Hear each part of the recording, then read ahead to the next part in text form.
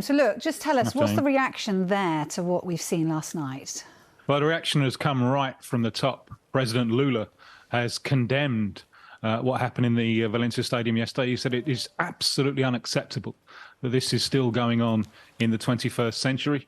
Flavio Dino, who is Brazil's justice minister, has called for consequences, not just condemnation. There must be consequences for what happened yesterday. It's only 12 days ago that Brazil and Spain signed a joint agreement to fight xenophobia and racism.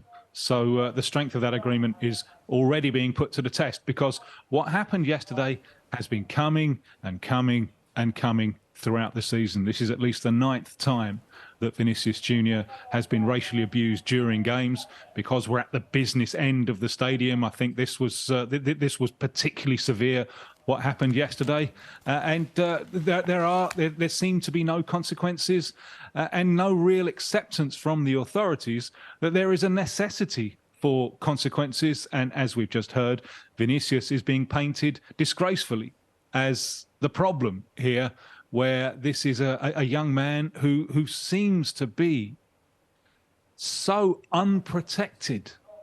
Even today, yes, his club have come behind him with what Real Madrid have filed, the complaint they filed today. You wonder why that wasn't done last night. So much of his defence has been left to, as our friend has just said, his teammates and his coach. And word in Brazil from Vinicius Junior's people is that he's just had enough. Now, he's just extended his contract until 2027, but unless there are severe action, unless there are severe consequences to a problem which has clearly been allowed to grow out of control because there haven't been consequences, this hasn't been nipped in the bud earlier, I think Vinicius will be very unhappy to continue his career at Real Madrid if there are not consequences from what happened yesterday. Yeah, Tim, I have to agree with you on that. In terms of what happened yesterday, you know, Carlo Ancelotti revealed that he did actually speak to Vinicius, and it would appear that he wanted to continue on the pitch.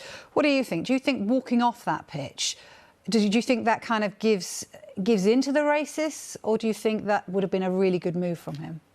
Well, it's not really my place to say what a 22-year-old black man receiving that kind of treatment should have done. So don't take advice from me.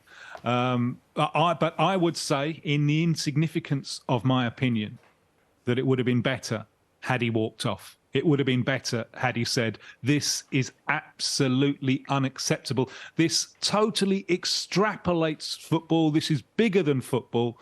And I apologise for the pretension here. If I was in the position of Carlo Ancelotti there, the older, one would hope, wiser man, I would have said, walk off. If this is too much, and it is too much, walk off. So I apologise for the pretension there, but that's what I would have done. It's easier, I think, for me to put myself in the shoes of Ancelotti than it is of those of Vinicius Junior. No, I agree with you wholeheartedly in that. I think a lot of us, you know, older heads are thinking Ancelotti maybe an arm around us said, you know what, you don't have to deal with this.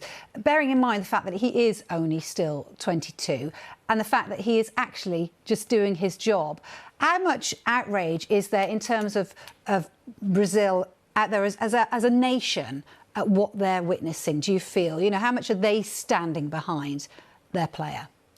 Plenty, and he had to go through a fair bit of this in Brazil, and Brazil is by no means blameless in this. So he's had to fight, and this is something which has given him strength, perhaps a little bit too much strength yesterday. You know, perhaps as we're saying, perhaps it would have been better had he said no, walk off, don't want to deal with this.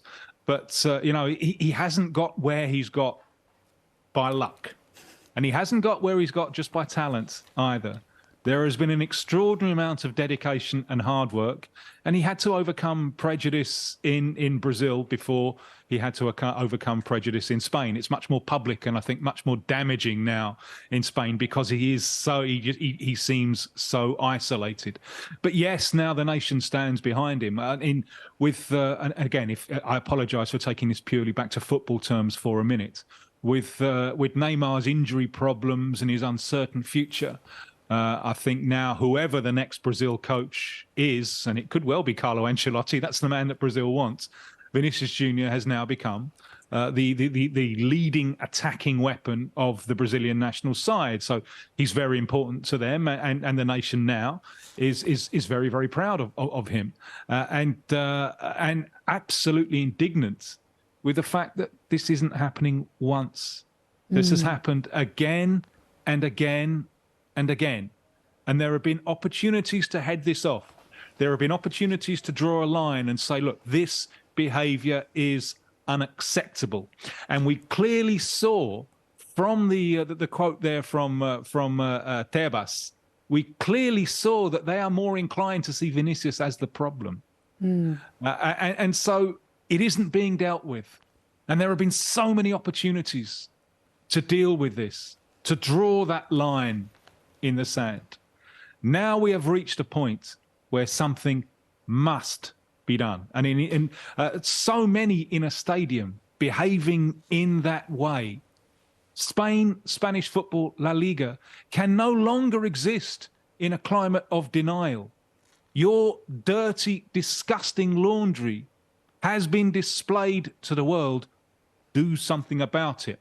That is the message from Brazil. But I think it's the message from football lovers all over the world.